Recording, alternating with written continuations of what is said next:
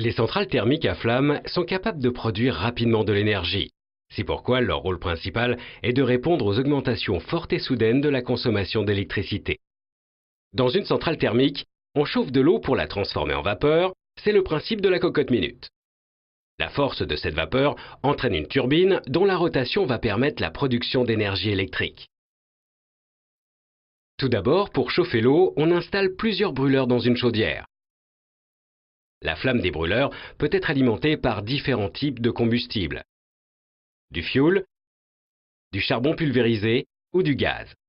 La chaudière est tapissée de milliers de tubes dans lesquels circule de l'eau. L'eau est chauffée à haute température, puis est dirigée vers un ballon où elle se transforme en vapeur.